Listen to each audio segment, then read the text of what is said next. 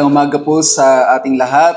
Purihin ang Panginoon sa kanyang patuloy na pagkalinga niya sa atin sa buong linggo na ito. Maging sa umagang ito na tayo po ay nagkakatipon bilang iglesia upang magpuri at sumamba sa ating buhay na Diyos at isang kalayaan para sa atin na tayo makalapit sa Kanya, isang pribilehiyo rather, na tayo ay makalapit sa ating buhay na Diyos dahil sa ating Panginoong Kristo, dahil sa ating relasyon o ugnayan sa Kanya. Kaya ang mga Kristiyano hindi nauubusan ng papapasalamat sa Kanyang puso, ang patuloy na pagpupuri natin sa Panginoon, sa Kanyang kabutihan sa buhay natin, at maging sa pagliligtas niya higit sa lahat, na tayo ay pinawalang sala ng Diyos sa pamagitan ni Kristo Jesus, at ang salita ng Diyos ay siyang pagkain ng ating kaluluwa, na siyang magpapatibay ng ating pananampalataya, upang tayo patuloy na maglingkod at patuloy na sumunod sa ating Panginoon. At speaking of pagsunod, sa umagang ito ay patuloy nating inaaral yung Book of Revelation. Ito yung katuruan mismo ng ating Panginoong Kristo, at maraming instruction ng Panginoong Hesus, particularly dito sa chapters 2 and 3 sa 7 churches na kailangan nilang sumunod, magpasakop at maging matapat sa paglilingkod sa ating Panginoong Kristo. So, yan po ang makikita nating mga instruction. Dito ang ating Panginoong Hesus sa pamagitan ni John through the angel na kinakasangkapan ng Diyos upang ipahayag itong pangitain na ito. At bago tayo magpapatuloy, tayo po'y manalangin. Hingin natin ang pagpapala ng Diyos sa ating pag-aaral. Our Heavenly Father, we come to you again and we praise you and glorify you, Lord, for this morning. And may you continue to speak to us once again through your word. Give us understanding and illumination through your Holy Spirit. We know that without you, we can do nothing. And we ask that you would bless our study of your word, and truly that your word will instruct us and also rebuke us, so that we may learn to obey and walk in accordance with your design for your children. So we pray that you would give us understanding, Lord, as we continue to study on the book of Revelation. This we pray in Jesus' name. Amen. I'll invite you to open your Bibles with me in Revelation chapter 2, verses 12 to 17. Revelation chapter 2, verses 12 to 17. To the angel of the church in Pergamum write, these are the words of him who has the sharp double-edged sword. I know where you live, where Satan has his throne, yet you remain true to my name.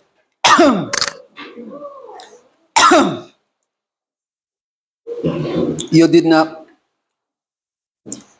renounce your faith in me, not even in the days of Antipas, my faithful witness, who was put to death in your city where Satan lives. Nevertheless, I have a few things against you. There are some among you who hold to the teaching of Balaam, who taught Balak to entice the Israelites to sin, so that they ate food sacrificed to idols and committed sexual immorality. Likewise, you also have those who hold to the teaching of the Nicolaitans. Repent, therefore, otherwise I will soon come to you and will fight against them with the sword of my mouth. Whoever has ears, let them hear what the Spirit says to the churches. To the one who is victorious, I will give some of the hidden manna. I will also give that person a white stone with a new name written on it, known only to the one who receives it. Praise God for His word. So here, Pergamum was located about 55 miles north of Smyrna and 15 miles inland from the sea. And the name Pergamum means citadel. The city was built on the slope of a rising hill. So ito isang fortress or stronghold, yung Pergamum, And it was known as the first city to host a temple to the Emperor Augustus and to Rome. And the church at Ephesus, at pinag-aralan natin yung nakaraang 2 linggo, resisted false teaching. And nung last Sunday, Smyrna endured persecution while the church or believers at Pergamum faced both assaults, withstanding persecution well, but wrongly condoning dangerous deception. Yun po ang makikita natin sa church na ito. And Pergamum was a city of the Roman province of Asia in the west of what is now Asiatic Turkey. And Pergamum was built on terraces leading up the only accessible slope of its Acropolis. It was important center for pagan and imperial religion, but there are also indications of Jewish religion. Now, worship the emperor had been made the touchstone of civic loyalty so that a faithful Christian, like the church or Christians in Pergamum, however, loyal to the secular authority or of the state, was branded as a traitor. Kung ikaw ay hindi o sumasang-ayon o kumukompromiso sa iyong pananampalataya doon sa pinapairal na paniniwala o practices nung panahon na yon, ikaw ay tinuturing na banta sa estado. At yan po ang nangyayari sa iglesia ng Pergamum. And my message is this: compromises in the church must be dealt immediately or else God will visit the church with judgment. Yan po ang makikita natin sa church ng Pergamum. Compromises in the church must be dealt immediately or else God will visit the church with judgment. And three statements that this passage suggests. First, commendation, yung commendation ng Panginoong Hesus. Pangalawa, condemnation. And pangatlo, exhortation. So commendation, condemnation, then exhortation. Commendation. Christ is standing over the church as a straightening because of the church's sin. And in fact, ginamit yung binasa na kanina sa verse 12, for example, to the angel of the church in Pergamum write, these are the words of him who has the sharp double-edged sword.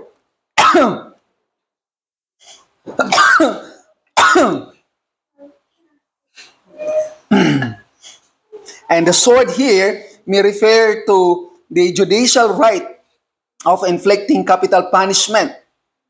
And at the same time, the sword is the word of God, which is, it wounds and heals. Yan po ang salita ng Diyos. Yan ang nagtuturo sa atin, nagtutuwid sa atin, at at the same time, nagbibigay sa atin ng kagalingan, ng instruction, ng tamang pamumuhay. So, ibig sabihin, it wounds and heals. Yan po ang salita ng Diyos. At yan po ang makikita natin.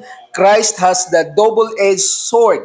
So, the Christians of Pergamum are reminded that Christ, not the Roman rulers, is the one who wields ultimate judicial authority. Ang Panginoong Hesus mismo, ang siyang may kapangyarihan, siyang naghahatol ng lahat ng tao, maging sa loob ng iglesia, siya ang nagtutuwid, siya ang nagdidisiplina sa iglesia. At makikita natin na hindi ang Roman Empire ang makapangyarihan at the end of the day, kundi ang Panginoong Hesus na siyang may hawak sa iglesia, na siya may hawak maging sa paghahatol balang araw. Ang paghahatol ay ipagkatiwala mismo ng Diyos Ama sa ating Panginoong Jesucristo. At balang araw, lahat ng tao ay haharap sa ating Panginoong Hesus. Lahat ng tao ay haharap at hahatulan ng Diyos base sa kanilang mga ginagawa. At sa umagang ito, makikita natin na ito yung mismong pinapakita ng Panginoong Jesucristo na siyang may kapangyarihan sa iglesia at siyang may kapangyarihan maging sa lahat ng bansa dito sa mundo. At balang araw, bagamat ang paghahari ng Panginoong Jesucristo it is now being contested, but time will come that every knee will bow to the name of the Lord Jesus Christ.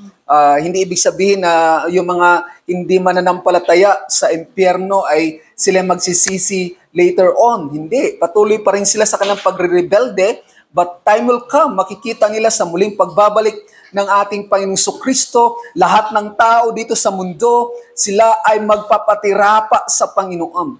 Na ang Panginoong ito, siya lamang ang Diyos na buhay, siyang Diyos na naghahatol sa pangkalahatan. Ito yung pinapaalala ng Panginoon sa iglesia ng Pergamum. And sa verse 13, says, I know where you live, where Satan has his throne. Yet you remain true to my name. You did not renounce your faith in me, not even in the days of Antipas, my faithful witness, who was put to death in your city, where Satan lives. So here, before confronting them with the sin that plagues them, he commends the church for something in which they have been loyal. So naroon yung commendation ng Panginoon, affirmation sa iglesia ito. And much like the Christians of Smyrna, they have also openly witnessed to their faith in Christ. Even when severe persecution broke out, they did not deny their faith in Christ. Sa madaling salita, naroon ang kanilang paghawak sa Ebanghelyo ng Panginoong Kristo, ang kanilang patutuo sa ating Panginoong Hesus. And makikita natin that here, faithfulness to Jesus requires a persevering witness and may result in persecution or even martyrdom. Dahil sa kanilang pagsunod sa ating Panginoong Hesus, naroon yung banta na sila ay uusigin at maaring mauwi ito sa ikamamatay ng mga mananampalataya. At maraming mga nangyayaring pagpatay ng mga Kristiyano, hindi lang noong 1st century, maging noong 20th century, napakaraming mga pinatay ng mga Christians during the time of Mao Zedong. And sa panahon ng isang leader din na malupit, ay marami din mga pinapatay ng mga Christians. At makikita natin na patuloy ang pagkilos ng kaaway, si Satanas, na siyang kumakasangkapan mismo, maging mga kapangyarihan na kagaya ng isang bansa at upang usigin, upang patayin ang mga tagasunod ng ating Panginoong Kristo. Ngunit ang pinapakita rito yung katapatan, yung pagsunod natin sa ating Panginoong Hesus. At nakikita ng Panginoong Kristo ang bawat iglesia, ang katayuan ng iglesia sa bawat iglesia sa ating panahon. Lahat ng mga sumasamba, lahat ng mga humahawak sa Ebanghelyo ng Panginoong Kristo, nakikita ng Panginoon ang kanilang kalagayan, maging sa kalagayan ng ating iglesia. And so here, sa church ng Pergamum, Christ commends the church in Pergamum for its persevering witness in the midst of persecution. So naroon yung affirmation ng Panginoon sa iglesyang ito sa kabila ng kanilang pagsuong sa pag-uusig dahil sa kanilang pagsunod sa ating Panginoong Hesus. At isa rito na pinatay ay itong si Antipas. At some point in the recent past, Antipas was killed because of his faithfulness to Christ. And the lack of details here implies it must have been commonly knowledge for the believers there, and the only possible clue to know what may have happened to Antipas is the reference to Pergamum as the place where Satan lives and has his rule. So, naroon yung paghahari ni Satanas, naroon yung kanyang influensya, naroon yung kanyang pamumuno at ginagamit, maging yung Roman Empire, lahat ng may kapangyarihan ng time na yun, at naroon mismo ang presensya ng kaaway ni Satanas. So yun yung binanggit rito ng Panginoon. And the location of Satan's throne may be one of the following: the temple of Zeus, an ancient hospital devoted to Asclepius, the god of healing, or the imperial cult temple. Naroon yung pagsamba sa mga emperor mismo. at sa pamagitan ng pag-aalay ng mga hayop at naroon yung prostitution maging doon sa temple. So, Pergamum was known for its temples dedicated to pagan deities, notably that of Asclepius, the serpent god of healing. Also Zeus, Athena, Demeter, and Dionysius. So naroon yung presensya ni Satanas. And however, Antipas' death most likely resulted from the unjust verdict of Pergamum's chief magistrate who condemned Antipas because he refused to deny Christ when on trial. Meaning, hindi niya nirecant ang ating Panginoong Hesus. Siya ay humawak pa rin sa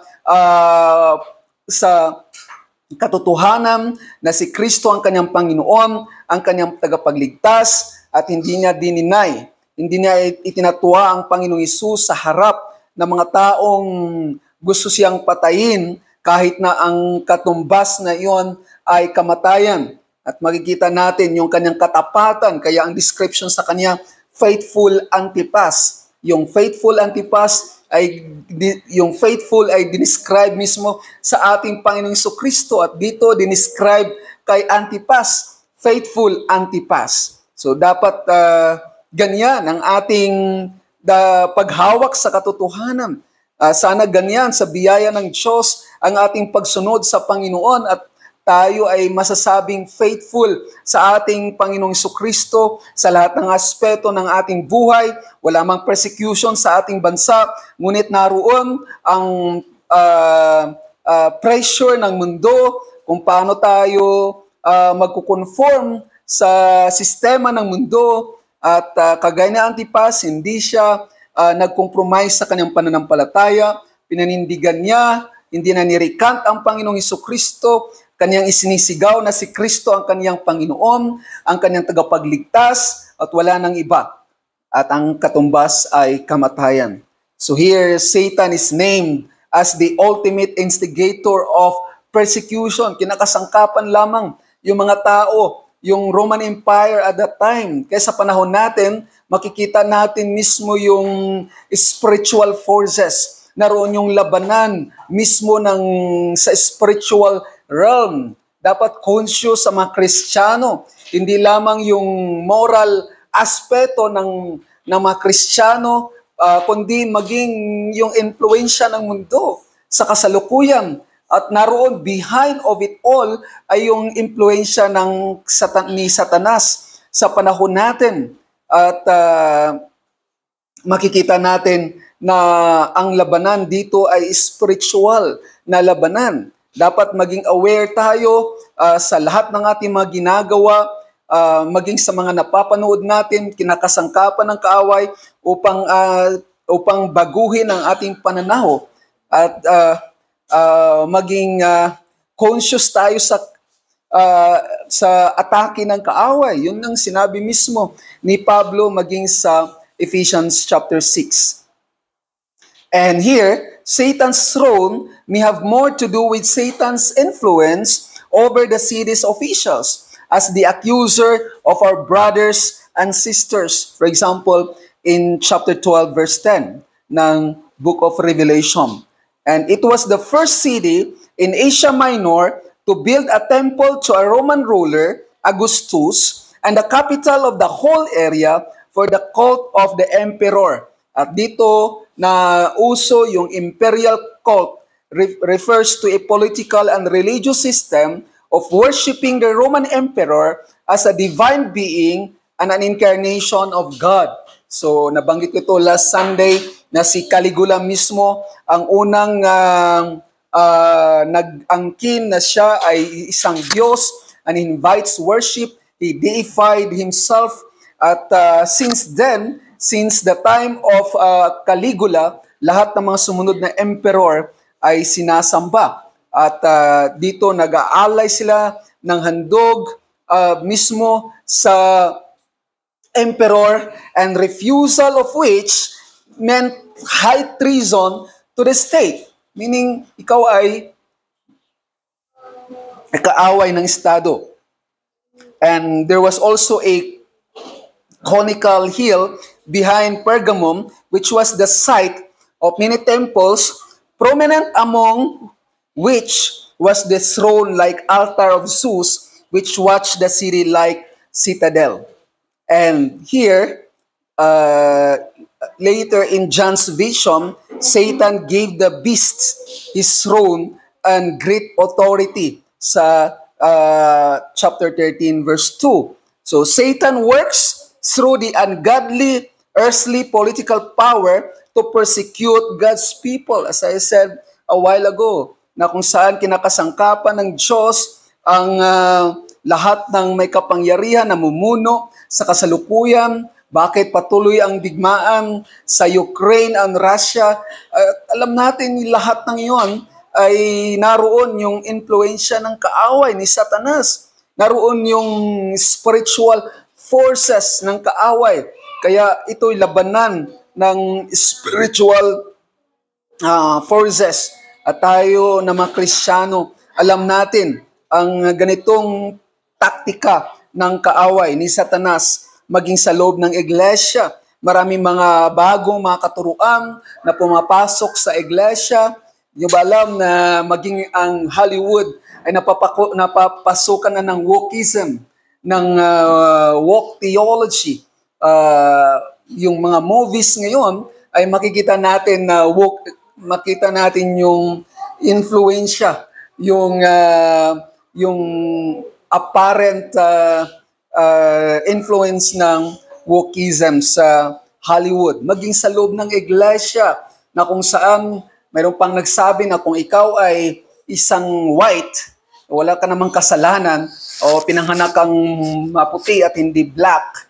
At dahil sa history ng Amerika, na kung saan ang mga white sila yung nag-persecute, mga racist no yung mga white, yun ang kanilang tag sa mga white people ng Amerika. At dahil sa history na kung saan yung mga black ginawang maalipin nung time na yon, so dapat magsisi ka. Dapat pagsisihan mo yung ginawa ng iyong mga kanunuan nung time na yon. Wala ka namang kinalaman at walang sinasabi sa scripture na yung ginawa ng parents mo ay iyong pagsisihan ngayon.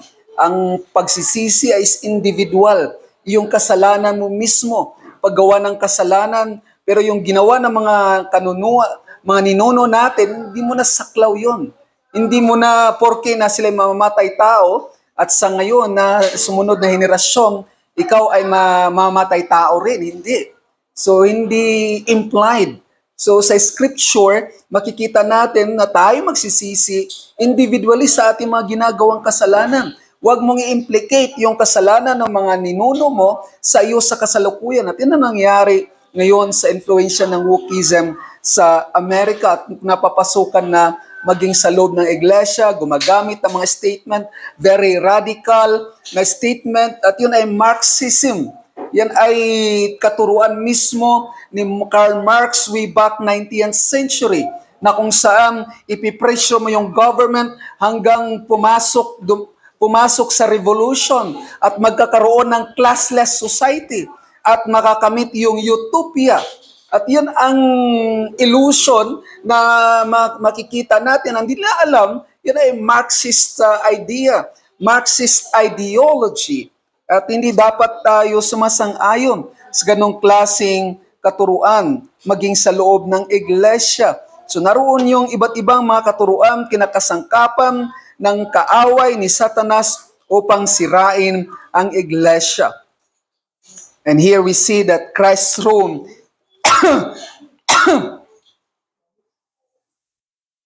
is sovereign over Satan's. And Satan's representatives who wrongly use the God-ordained power of the sword will themselves be judged by the heavenly court. And for example, Revelation 19, verse 15 and 21, from his mouth comes a sharp sword with which to strike down the nations, and he will rule them with a rod of iron. He will tread the winepress of the fury of the wrath of God. sa muling pagbabalik ng Panginoon Hesus, sa araw na tinakda ng ating Panginoon Hesus na hatulan niya ang mundo maging ang kaaway. So in this light, oppressed Christians could be encouraged that their cause would be vindicated on the last day. So huwag tayong matakot. Sinabi ng Panginoong Jesucristo, huwag kayong matakot doon sa mga pumapatay sa inyong katawan at hindi makakapatay sa inyong kaluluwa at katatakutan nyo mismo ang Panginoon na siyang magtapon sa inyong kaluluwa, sa inyong katawan at kaluluwa sa impyerno. Ibig sabihin yung paghahatol ng Panginoon sa darating sa panahon na kanyang itinakda. So, mga mananampalataya, kung tayo ay dumaranas man ng ridicule, mockery because of our allegiance or submission of following Christ, so be it. Time will come na mayroong pagsusulit, mayroong paglilitis sa araw ng paghuhukom sa itinakda ng Diyos. At yan ang ating apila bilang mga mananampalataya. So, throughout the Bible, we see that faithfulness includes taking a public stand for the Lord and His ways. And from a biblical point of view, suffering should be considered somewhat normal for the faithful believer. So ito yung commendation ng Panginoon sa church ng Pergamum. So therefore, a witnessing church will be a persecuted church. Kaya tanungin natin mga sarili, tayo ba, mayroon bang nakikita yung mga tao, mga non-Christian sa atin, na parang sila nagagalit sa atin? O wala silang nakikitang i-oppose sa ating buhay? Anyway, parehas lang naman ang ating pamumuhay.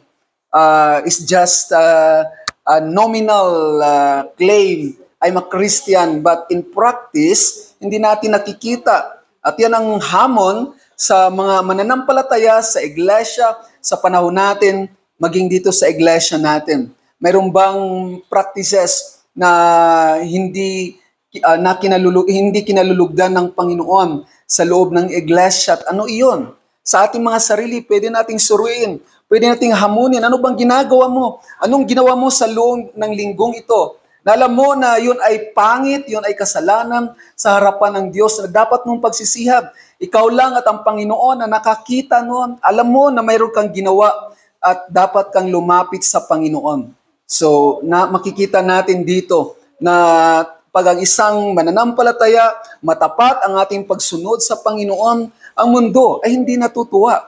Ang mundo ay nagagalit, ang mga tao nagagalit sa atin, ang kaaway nagagalit sa atin dahil humahawak tayo sa katotohanan sa Ebanghelyo. Hindi ito pagmamatuwid sa ating sarili. Pag-ibahin natin yung self-righteous attitude na kung saan ang mga Kristiyano ay hindi na halubilo sa mga non-Christians. Hindi po.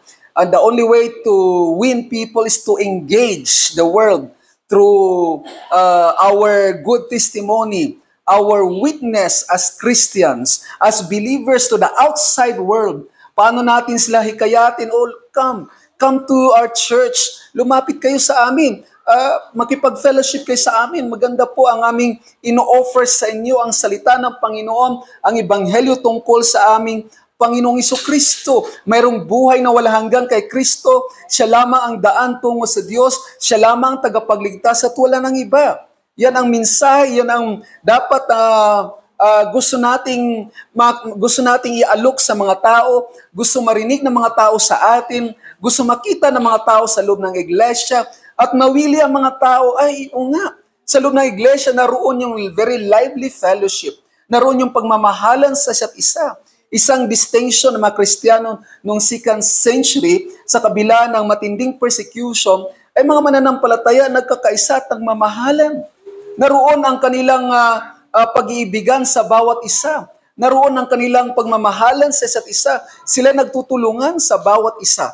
At namangha ang mga pagano nung time na yon. Look at these people. Sa kabila ng ating ginawa sa kanila, ganun pa rin ang kanilang ginagawa ngayon. Sila ay nagmamahalan, hindi sila nag-retaliate, hindi sila lumaban sa atin. Sila ay gumagawa pa rin ng kanilang pagmamalasakit sa kanilang kapwa-tao. Look at these people. They love each other. Yan po ang nakikita ng mga pagano nung 2nd century.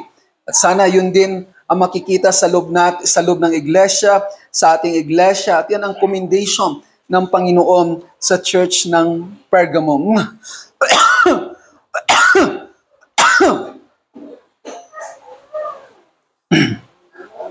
Ngunit typical sa mga ibang churches ay mayroon ding puna ang Panginoong Jesucristo. I'm just using the word condemnation instead of rebuke for the sake of rhyme. Commendation, condemnation. But at the same time, condemnation is a rebuke by Christ. So God or Christ condemns it for its permissive spirit of idolatrous compromise. So, ibig sabihin, wala siyang approval roon. Naroon yung kanyang displeasure sa church na ito, harboring a group of compromisers. And the problem is the opposite of that in Ephesus.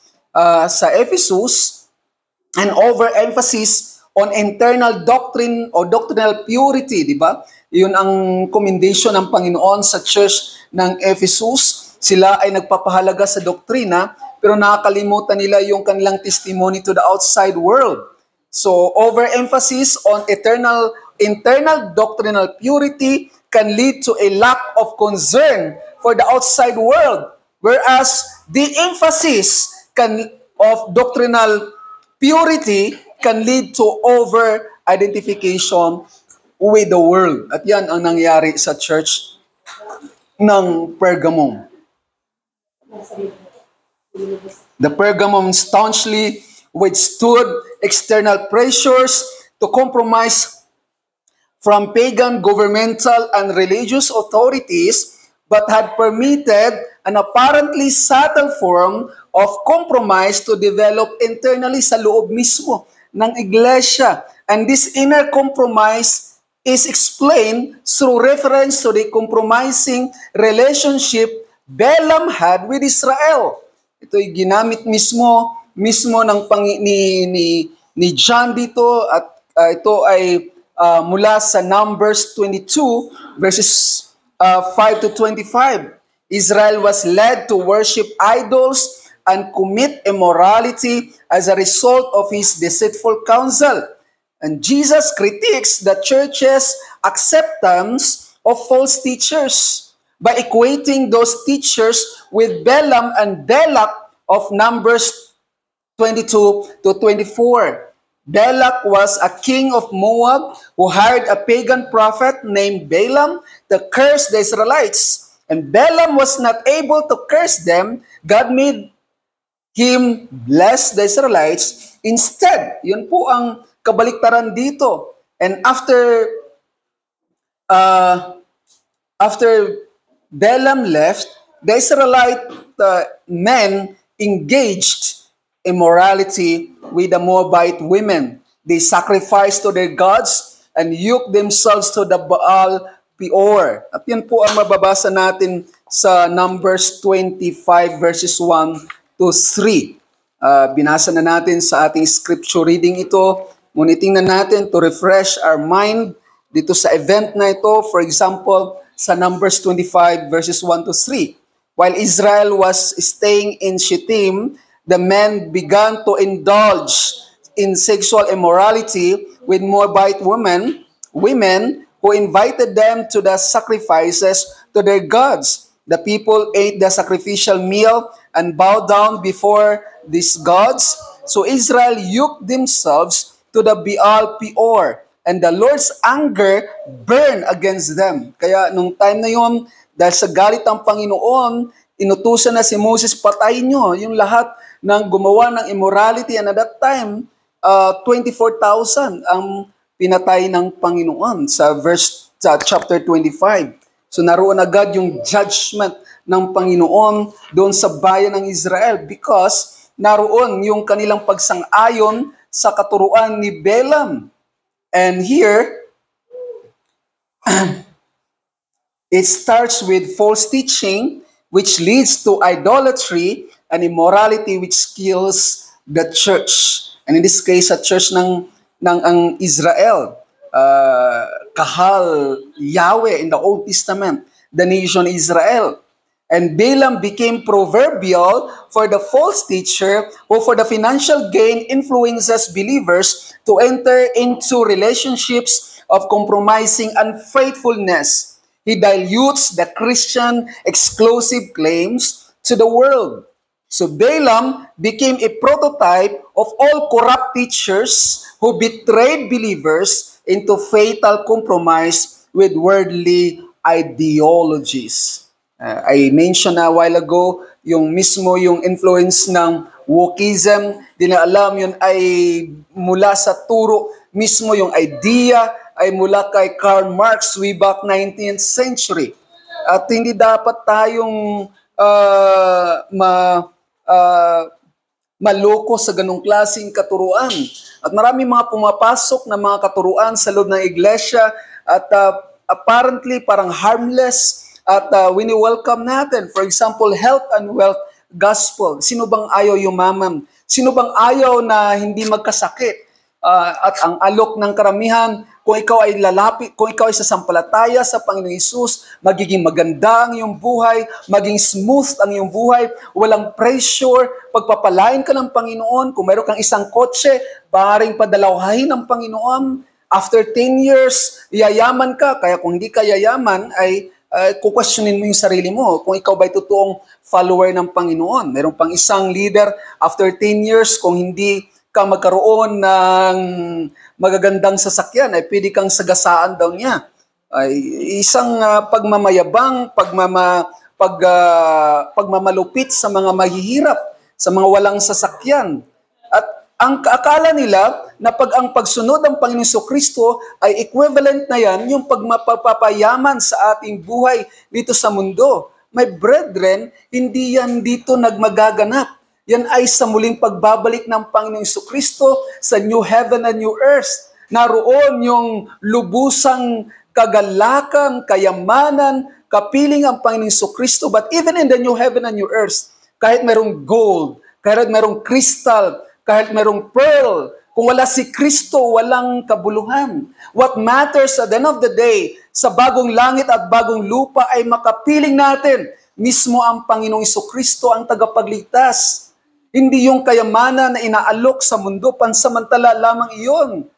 At hindi ibig sabihin na pag Kristiyano ka, hindi ka magkakasakit. Marami mga Kristiyano na mamatay ng maaga. Hindi ko alam, baka mamatay ako ng mas maaga kaysa inyo. At maraming mga matapat na Kristiyano, Charles Spurgeon, died at the age of 56. Marami pang mga mananampalataya na namatay ng mas maaga. Ibig sabihin ba? Hindi sila totoong lingkod ng Panginoon dahil sila nagkasakit? At ganyang klaseng pagtuturo ay nagiging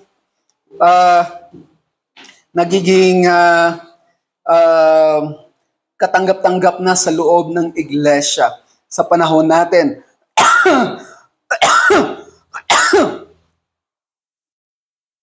At yan na ang sukatan mismo ng approval ng Diyos sa loob ng iglesia.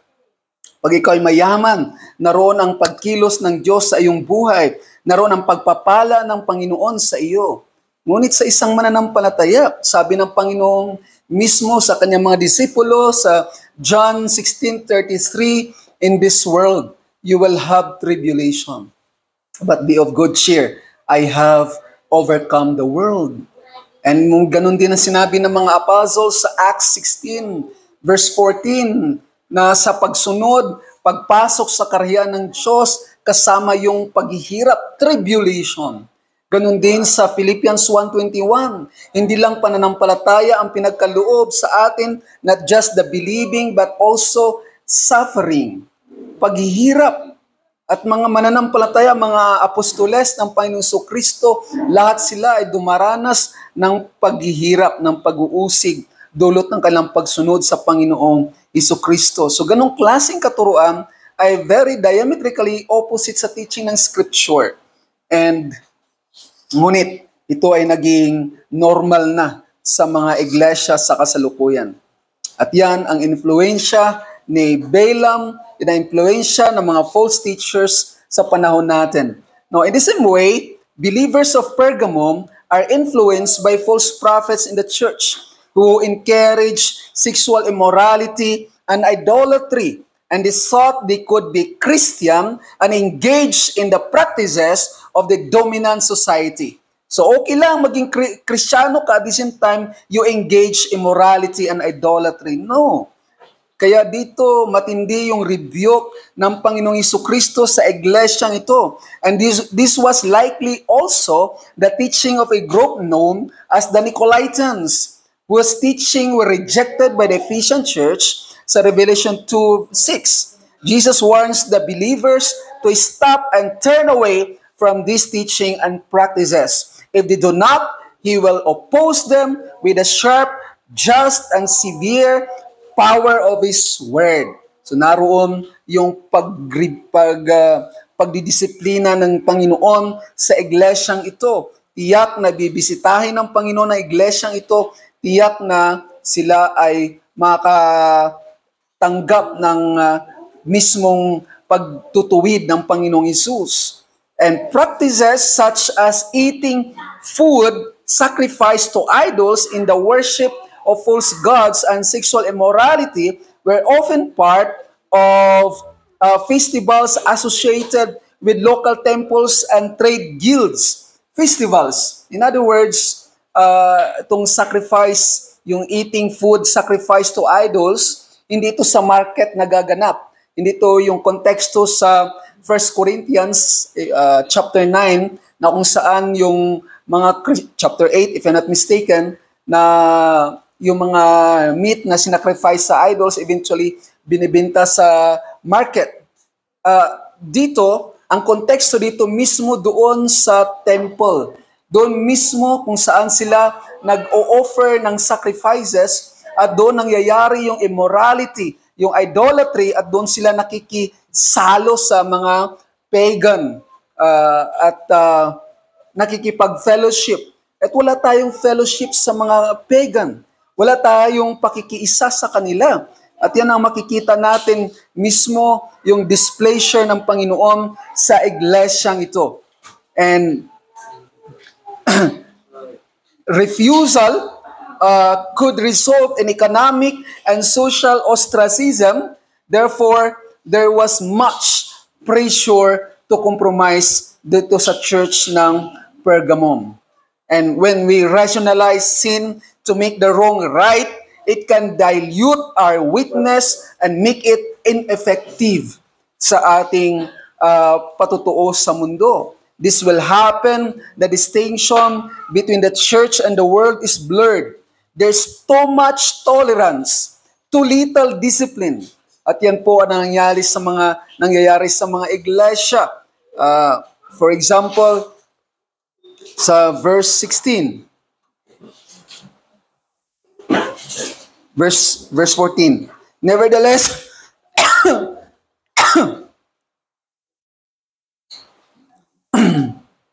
I have a few things against you.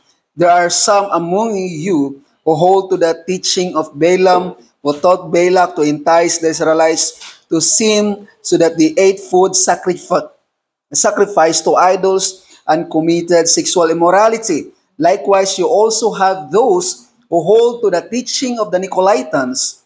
And verse 16, repent therefore, otherwise I will soon come to you and will fight against them with the sword of my mouth. So naroon yung banta mismo ng Panginoon sa verse 16.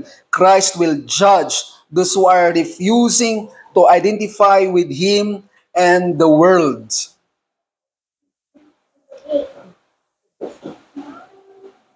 And it also, here, makikita natin yung parang pagtanggap ng mga mananampalataya sa church ng Pergamum dito sa practices na ito. At naroon yung banta ng Panginoon Hesus, magsisi kayo, talikuran nyo yung ganong klaseng practices at manumbalik kayo. Yun ang gustong ipakita rito ng Panginoong Jesucristo sa iglesia ng Pergamum. So, to identify with the world more than Christ is to deserve judgment.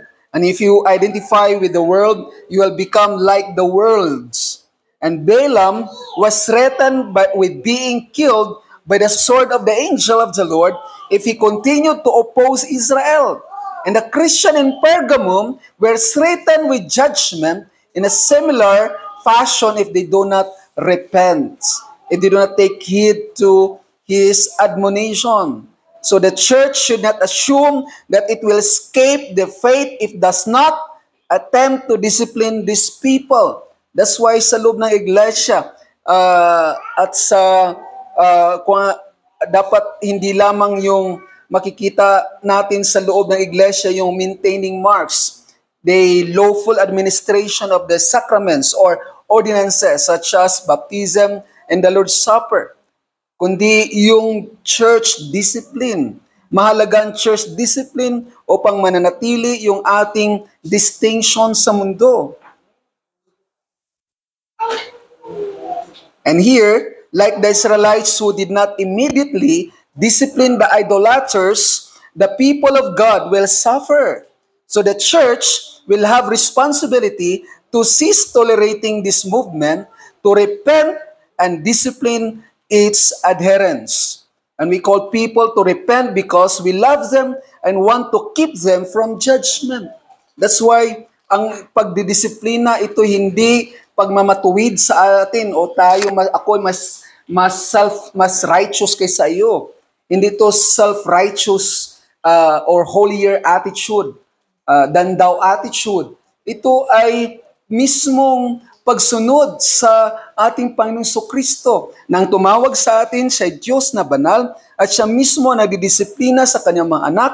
Yun ang sinabi sa Hebrews chapter 12. Kung anak ka ng Diyos, dinidisiplina ka ng Diyos, tinutuwid tayo ng Diyos, yun ang paraan ng Diyos upang tayo ay magiging kawangis ng ating Panginoong Kristo, upang tayo mamuhay na angkop sa kanyang pagtawag sa atin. Ano yung pagtawag ng Diyos sa atin?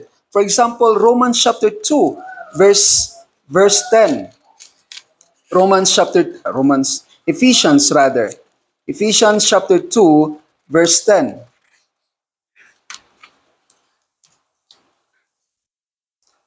For we are God's handiwork, created in Christ Jesus to do good works, which God prepared in advance for us to do.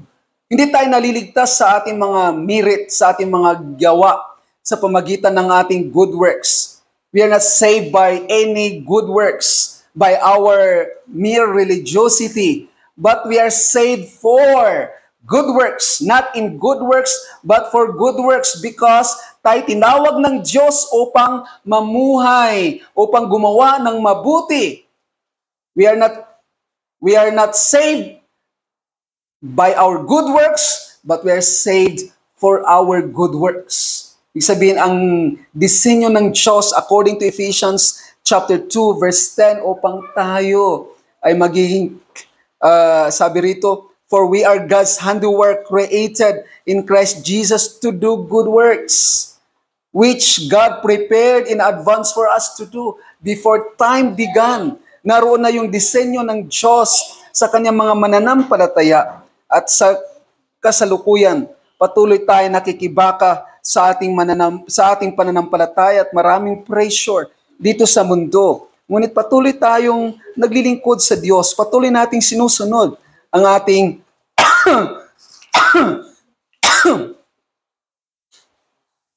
Panginoong Kristo. So, here, one of the maintaining marks is the faithful exercise of discipline sa loob ng iglesia. Very essential for the well-being of the church. Yes, we believe that true preaching and teaching of the Word of God is the basic elements of the gospel. Yan yung maintaining marks, yan yung perpetuating marks rather sa loob ng iglesia to preaching and teaching of the Word. Ibig sabihin, the proclamation of the Word and the gospel of the Lord Jesus Christ. But isa sa makikita natin upang ang iglesia manatili yung kanyang patutuo sa labas ay yung faithful exercise of discipline. At yan, ginagawa natin because we love our brothers and sisters. We do not tolerate them. We do not compromise doon sa kanilang ginagawa. We love them.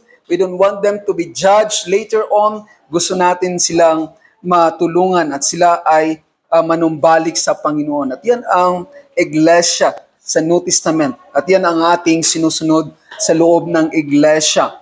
So, it is tolerance of false doctrine and immorality that provoke Christ's threat on the churches.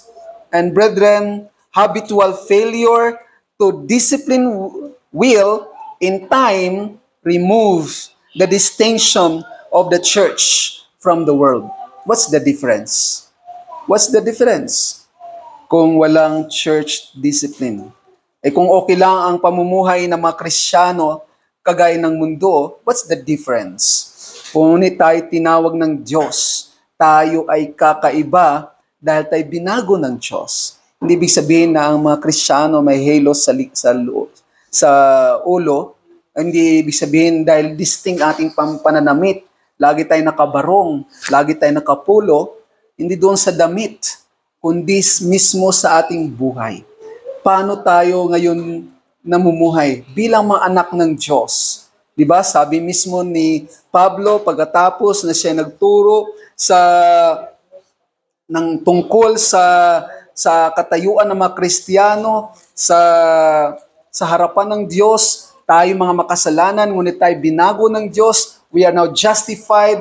There's no more condemnation for those who are in Christ Jesus. In fact, makikita natin dahil sa doktrina, dahil sa katotohanan, mayroon tayo, hindi mapigilan ni Pablo na ibulalas yung pagpupuri niya. For example, sa Romans 11 verses 33 to 36. Oh, the depth of the riches of the wisdom and knowledge of God, how unsearchable His judgment, and His paths beyond tracing out, who has known the mind of the Lord, or who has been His counselor, who has ever given to God that God should repay them, for from Him and through Him and for Him are all things. To Him be the glory. Amen. Forever. Amen. Nandun yung doxology na nung nakita ni Pablo yung misteryo, na ngayon ipinahayag na sa iglesia, sa pamagitan ni Kristo, tayo ngayon ay pinawalang sala na. We are now justified, redeemed, adopted children of God. That's our standing before God right now. At ito dapat ang pagpupuri natin sa Diyos. Pero after ng chapter 11, verses 12, o chapter 12, verses 1 and 2, ito yung sinabi ni Pablo. Therefore, since we are now in Christ, therefore I urge you, brothers and sisters, in view of God's mercy, to offer your bodies as a living sacrifice, holy and pleasing to God. That is your true and proper worship. Do not conform to the pattern of this world, but be transformed by the renewing of your mind. Then you will be able to test and approve what God's will is good, pleasing, and perfect will. Yan po ang makikita natin. Because we are now in Christ, we are no longer in the world. Yes, we are still in this world, pero hindi na tayo kabilang sa mundo. Hindi na tayo taga-mundo. Ibig sabihin, na sumasang-ayon sa sistema ng mundo. So yun yung rebuke ng Panginoon sa iglesyang ito. And then, the exhortation na sila ay manumbalik sa Panginoon. For example, sa verses 17, whoever has ears, let them hear what the Spirit says to the churches.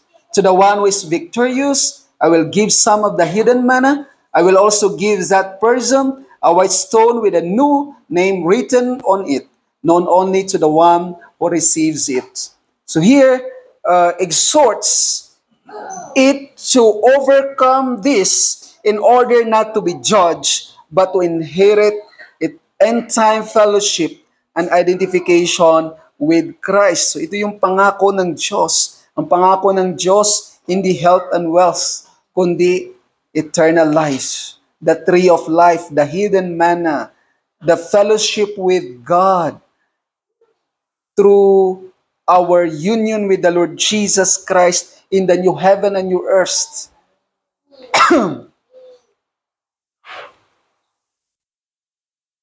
So, those who overcome victoriously will receive a white stone, and white stone indicating their righteous standing with a new name on it, and will have access to the heavenly manna in a fellowship meal with Christ. Di ba? Mayroong banquet na naghihintay. Yung Lord's Supper natin is anticipation to the great banquet at the second coming of the Lord Jesus Christ. Sabi niya, hindi ako inom ng alak na ito hanggang sa aking muling pagbabalik sa bagong langit at bagong lupa, sa new heaven and new earth. Kasama tayo. Mayroong banquet, mayroong kainan kasama ng ating Panginoong Jesucristo at tanda ng pagtatagumpay, reward, kapiling natin ang Panginoong Hesus. Wag nating ipamalit yung ating kasalukuyang alok ng mundo, yung pleasure ng mundo, kaysa darating na kaluwalhatian na walang katumbas. And so the promised hidden manna is a metaphorical portrayal of end-time fellowship and identification with Christ, which will be consummated at the marriage supper of the lambs. And manna could be named in contrast to the tinas sacrificed to idols or idol meats. And here, ang sabi ng Panginoon, do not compromise so that we can possess the presence of Christ. Like the Israelites' wilderness journey, they should have relied on God's heavenly food for their sustenance rather than partaking of idolatrous food. And white stone was commonly associated with a vote of acquittal. A black stone indicated guilt, but white stone is a vote of acquittal. Ibig sabihin, sa isang courtroom, naroon yung pagdeklara ng judge. You are declared righteous.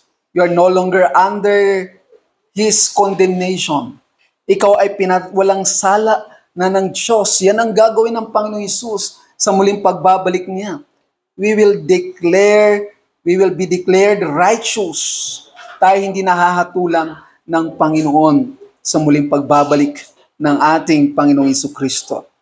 And so, to be given a new name was an indication of a new status. Tayo ay mga people of God. We no longer belong to this earthly living in this world. We are now the new people of God, identified with Christ. Yan po, mayroong intimate relationship. Pinapakita rito na mayroon na tayong malapit na ugnayan mismo sa ating Panginoon. So, therefore, the new name is a mark of genuine membership on the kingdom community of the redeemed, without which entry into the eternal city of God is impossible. Sa madaling salita, paano ka makakapasok sa bagong langit at bagong lupa? Inisip ng karamihan, kailangan kong dagdagan pa ang aking mga gawa. I need to do penance.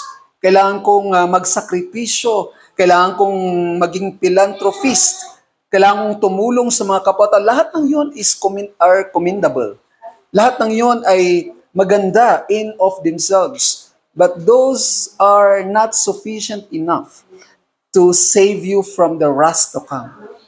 The only way to escape from the wrath to come is through faith in the Lord Jesus Christ, by identifying ourselves with Him, because only the righteousness of Christ can save sinner. Only the righteousness of Christ by what He did on the cross, ang kanyang ginawang pagliligtas sa atin sa krus ng Kalbaryo. At yan po ang paalala sa atin, lalo na sa mga hindi mananampalataya, na kayo ay lumapit sa ating Panginoong Jesucristo, na kayo manalig sa Kanya, kay magtiwala kay Kristo Jesus na siyang tanging tagapagligtas ninyo. Hindi nyo kayang iligtas ang inyong mga sarili, ang inyong education, ang inyong achievement in this life, bagamat maganda, kailangan nyo mag-aral, magsipag, ngunit hindi yon ang makapagliligtas sa inyo. Ang Panginoong Jesucristo lamang. Kaya narito tayo, nagkakaisa tayo, mayroon tayong commonality as believers in Christ because we believe that Jesus Christ is the only Savior.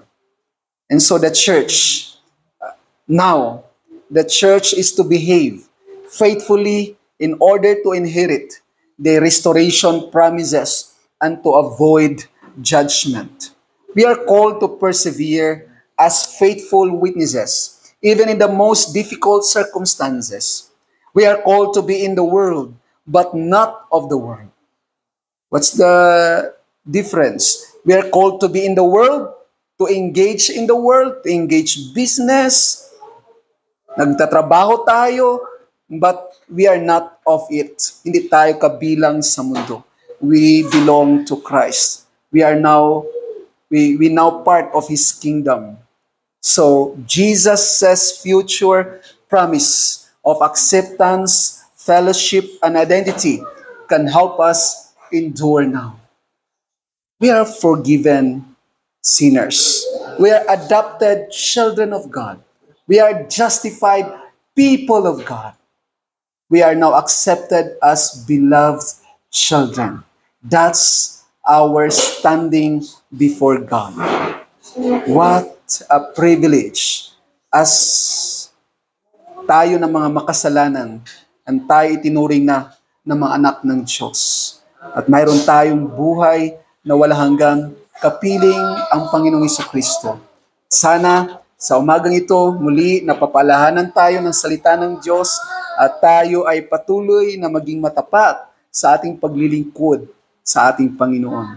Maraming mga pagpapala na ating natatanggap, tinatamasa araw-araw, mabuti ang Diyos sa atin. Hindi tayo dinideprive ng Diyos sa lahat ng ating mga pangailangan. Ngunit ang kahilingan ng Diyos sa mga mananampalataya, tayo maging matapat. Tayo patuloy na maglingkod. Huwag tayong madaig sa pressure ng mundo. Trabaho man yan. Yan man ay sa pressure ng pagkompromiso. Maring ang iyong girlfriend o boyfriend ay hindi mananampalataya. And if you're a believer, anong dapat mong piliin? Ay sumunod sa Panginoon. Huwag mo ikompromiso ang iyong sarili. Balang araw, pag ikaw ay makipagrelasyon sa hindi mananampalataya, anong mangyayari sa iyo? Magiging chaotic ang iyong buhay. Pagsamahin mo ang mananampalataya, hindi mananampalataya, gulo ang mangyayari sa loob ng tahanan.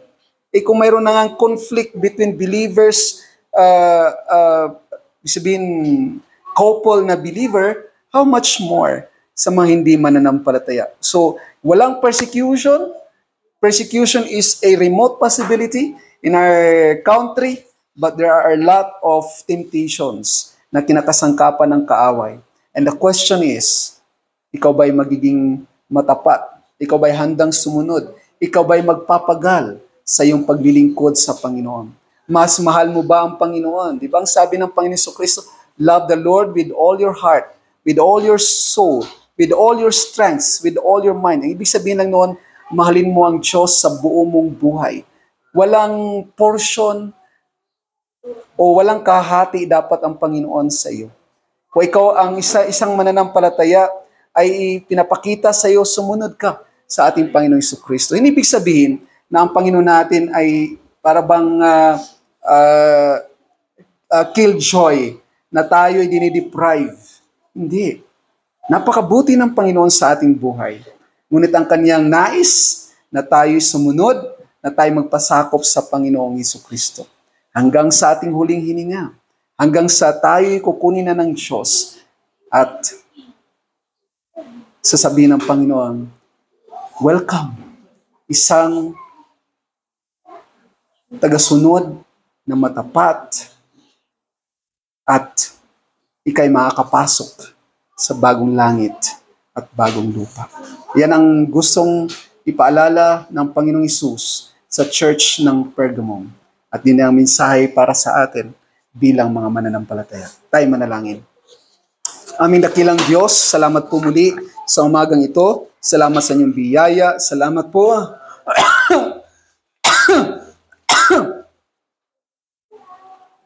sa inyong paalala sa amin.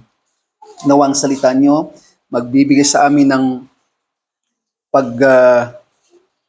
kalakasan upang lalong sumunod at magpasakop sa aming Panginoong Jesucristo. Purihin po kayo sa pangalan ni Jesus. Amen.